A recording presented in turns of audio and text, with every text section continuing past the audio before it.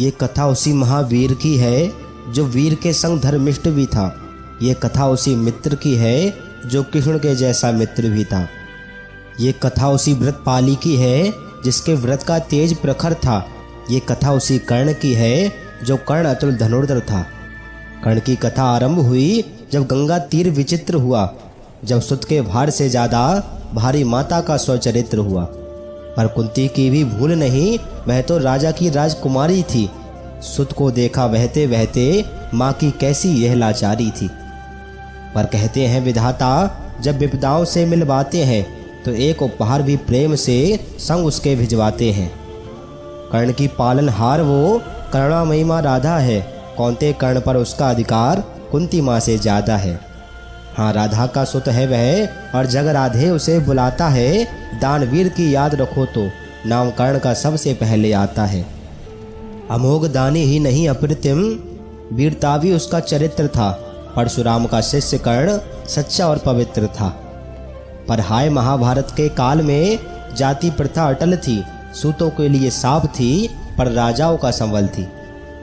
कर्ण को भी मानने पड़े वो नियम जिन्हें समाज ने ठहराया था। सूतों ने शस्त्र विद्या का अधिकार अब तक नहीं पाया था।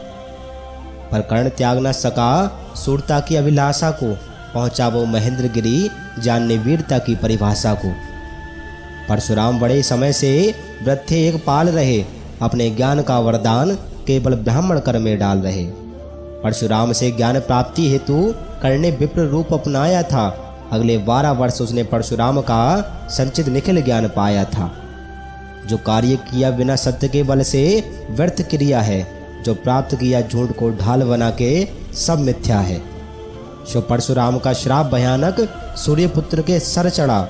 मिला दंड उतना ही बड़ा जितना था अपराध बड़ा। हाँ, कर्ण के श्राप का उसकी सहनशीलता कारण है और कर्ण गुरु के प्रति निष्ठा का उदाहरण है।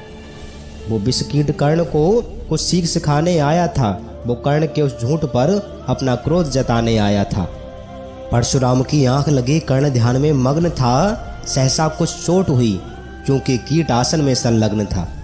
परशुराम का मस्तक कर्ण की गोद में नत था। विषकीट पी रहा रक्त, कर्ण रक्त से लथपथ था। फिर परशुराम की नींद खुली, कर्ण का देखा बहते शोषित। कहा, रे पापी, छल किया, मैं हुआ अत्यंत कुपित। तुम अवश्य क्षत्रिय हो वरना कैसे बने रहे मौन। सहनशीलता को धारे ऐसा जग में ब्राह्मण कौन। हे आर्य, मैं न ब्राह्मण न क्षत्रिय, मैं तो सूत का सुत हूँ। आज ग्लानि से हतप्रभ आपके ज्ञान को पाता मैं अद्भुत हूँ। आज आप दीजिए साप मुझे, ना करूँ ऐसा कार्य आगे। हाँ, मेरी भूलती गुरु भक्ति जो बैठा रहा शीलता को साधे।